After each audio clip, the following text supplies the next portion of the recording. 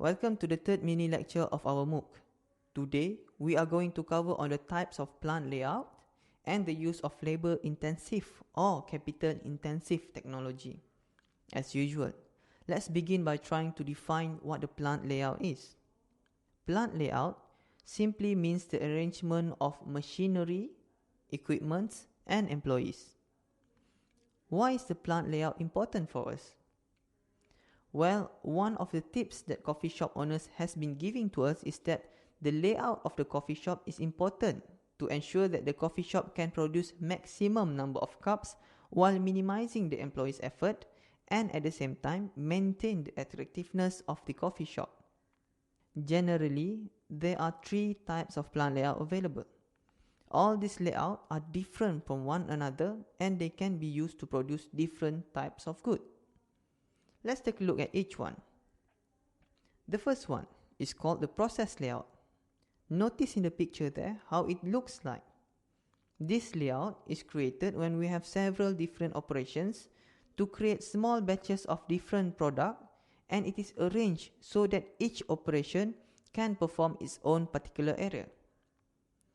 When the raw materials enter the operation, the raw materials will move direct to the place or what we call the workstation without any sequence according to its need before it became an output or finished good. Example of this is the car servicing shop. If your car is broken and you send it to the repair shop, once the mechanic identifies the problem of your car, let's say your engine is broken, the mechanic will straight away send your car to the engine repair workstation to fix the problem.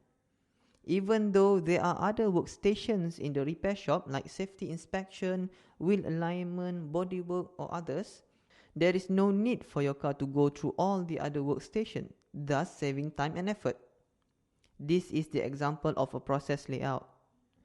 The second type of layout is one of the most common type of layout for a factory setting.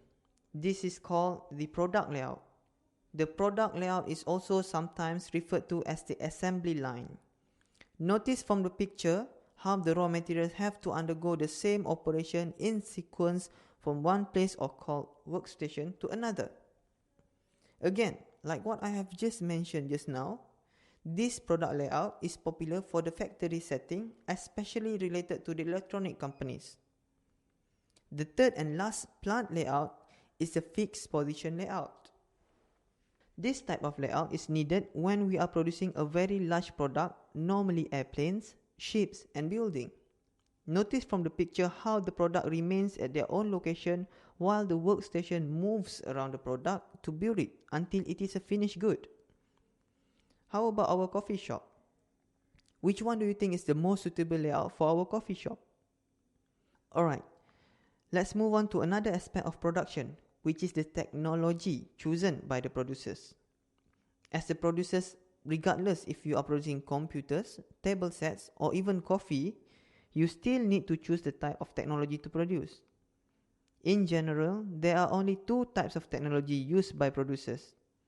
It is either labor-intensive technology or the capital-intensive technology. The labor-intensive technology is actually a process in which people do most of the production work, while the capital-intensive technology is where the machines and equipments do the production work.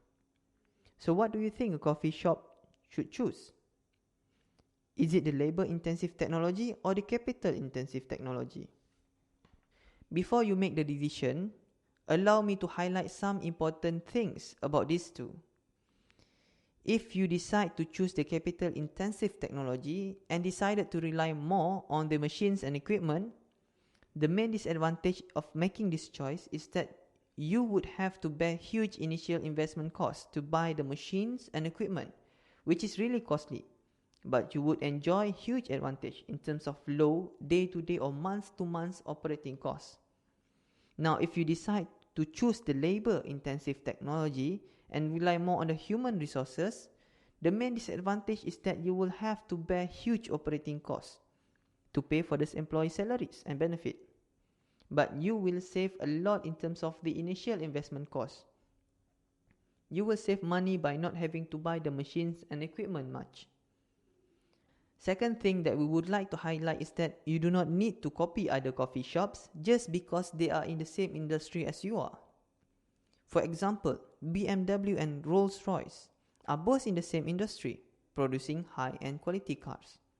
However, they are using totally opposite type of technology. BMW is using the capital-intensive technology and rely mostly on the machines and equipments to produce their cars, while Rolls-Royce is using the labor-intensive technology to produce their cars. So, again, what type of technology do you think your coffee shop